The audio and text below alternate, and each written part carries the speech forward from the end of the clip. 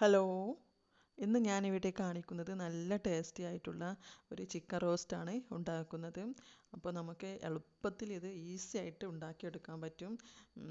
അങ്ങനെയുള്ളൊരു റെസിപ്പിയാണ് ഞാൻ കാണിക്കുന്നത്. അപ്പോൾ നമുക്ക് വീഡിയോ കാണാം. അതിന് വേണ്ടിയിട്ട് ഒരു മൺചട്ടി ഞാൻ അടുപ്പിൽ വെച്ചിട്ടുണ്ട്. ഇതിലേക്ക് വെളിച്ചെണ്ണയാണ് ഒഴിച്ചു കൊടുത്തിട്ടുള്ളത്. ഇതിലേക്ക് സവാള കട്ട് ചെയ്തത് ഇട്ട് കൊടുക്കാം. സവാള നന്നായിട്ട് വഴറ്റി കൊടുക്കണം. സവാള വഴറ്റുമ്പോൾ തന്നെ ഇതിലേക്കുള്ള ഉപ്പും കൂടെ ചേർത്ത് കൊടുക്കാം.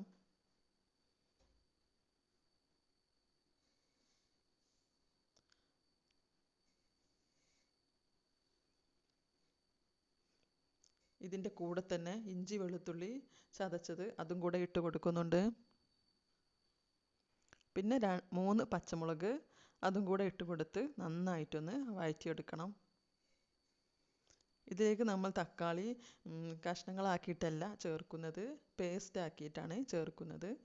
അപ്പോൾ നമ്മുടെ സവാള വഴന്ന് വന്നിട്ടുണ്ട്. നമുക്കിതിലേക്ക് മുളക് പൊടി, മഞ്ഞൾപ്പൊടി, പിന്നെ ചിക്കൻ മസാല, ഗരം മസാല ഇതെല്ലാം ഇട്ട് കൊടുത്തിട്ടുണ്ട്. മസാലപ്പൊടി എല്ലാം കൂടി ഇട്ട് കൊടുത്തിട്ടുണ്ട്. അതിൻ്റെ കൂടെ തന്നെ ഇപ്പോൾ തന്നെ നമുക്ക് തക്കാളി പേസ്റ്റ് ആക്കിയതും ഇതിലേക്ക് ഒഴിച്ചു കൊടുക്കാം.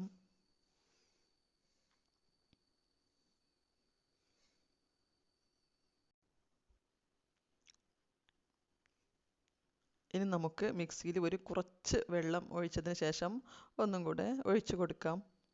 എന്നിട്ട് ഒരു 2 മിനിറ്റ് നന്നായിട്ടൊന്ന് വഴറ്റി കൊടുക്കണം. അതിനുശേഷം ചിക്കൻ കഷ്ണങ്ങൾ ഇതിലേക്ക് ഇട്ട് കൊടുക്കാം.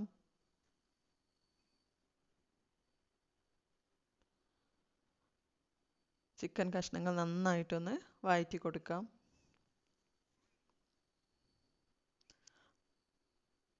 ഇനി നമുക്ക് ഇത് ഒരു 5-6 മിനിറ്റ് അടച്ച് വെച്ച് ചിക്കൻ വേവുന്നത് വരെ ഒന്ന് വെയിറ്റ് ചെയ്യാം.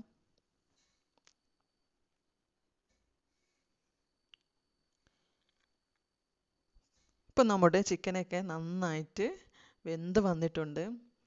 ഇനി നമുക്ക് ഇതിൻ്റെ മുകളിലായിട്ട് കുറച്ച് മല്ലിയില, പിന്നെ കുറച്ച് കറിവേപ്പില അതും കൂടെ ചേർത്ത് കൊടുക്കാം. എന്നിട്ട് എല്ലാം കൂടി ഒന്നും കൂടെ ഒന്ന് വഴറ്റി കൊടുക്കാം. അപ്പോൾ ഇത്രയേ ഉള്ളൂ, നമ്മുടെ ചിക്കൻ റോസ്റ്റ് ഇവിടെ റെഡി ആയിട്ടുണ്ട്. ഈസി ആയിട്ട് തന്നെ നമുക്കിത് ഉണ്ടാക്കിയെടുക്കാം.